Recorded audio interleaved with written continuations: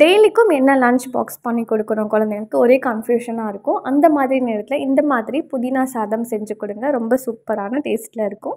இதை பண்ணுறதுக்காக கொஞ்சமாக 1/2 கப் அளவுக்கு தேங்காய், கொத்தமல்லி, கடுகு, மஞ்சள்தூள், உப்பு, புளி, அப்புறம் காரத்துக்கு பச்சை மிளகாய் எடுத்துருக்கேன். இது எல்லாமே ஒரு மிக்சர் ஜாரில் போட்டு தண்ணி சேர்த்து இந்த மாதிரி அரைச்சி எடுத்துக்கோங்க. இப்போ ஒரு கடாயில் 3 டேபிள் ஸ்பூன் இல்லைனா 2 டேபிள் ஸ்பூன் எண்ணெய் சேர்த்துக்கோங்க. எண்ணெய் நல்லா சூடானதுக்கப்புறம் கொஞ்சமாக கடலைப்பருப்பு, உளுத்தம்பருப்பு, அப்புறம் வரமிளகா கிள்ளி போட்டு ஃப்ரை பண்ணி எடுத்துக்கோங்க. கூடவே ஒரு 1/2 டீஸ்பூன் கடுகு சேர்த்துக்கோங்க.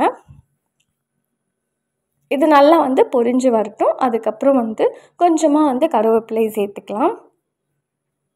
இது கூடவே பெருங்காயத்தூள் ஒரு 1/2 டீஸ்பூன் சேர்த்துக்கோங்க. புதினா சாதம் சொல்லிட்டேன், கொத்தமல்லி சாதம். இப்போ இது எல்லாத்தையும் நல்லா கொஞ்சம் மிக்ஸ் பண்ணிக்கலாம். பட் இதை நம்ம புதினாலையும் ட்ரை பண்ணலாம்.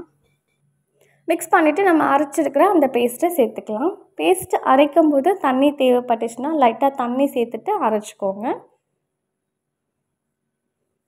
இப்போ இது 2 நிமிஷம் நல்லா குக் பண்ண விட்டுருங்க. ஏன்னா நம்ம எல்லாமே பச்சையாக சேர்த்துருக்கோம். அதனால் நல்லா கொதித்து வரட்டும். அதுக்கப்புறம் நம்ம வடித்து வச்சுருக்கிற சாதம் சேர்த்துக்கலாம்.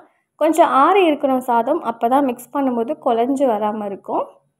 இப்போ எல்லாத்தையும் நல்லா மிக்ஸ் பண்ணிக்கோங்க. ஆல்ரெடி நம்ம இதில் உப்பு சேர்த்து தான் அரைச்சிருக்கோம். பட் நீங்கள் டைல்யூட் பண்ணும்போது லைட்டாக உப்பு செக் பண்ணி சேர்த்துக்கோங்க.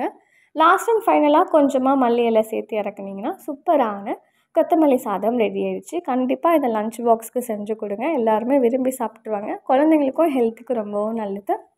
வீடியோ பிடிச்சிருந்தால் லைக் பண்ணுங்கள். நம்ம சேனலை சப்ஸ்கிரைப் பண்ண மறந்துடாதீங்க. தேங்க்ஸ் ஃபார் வாட்சிங்.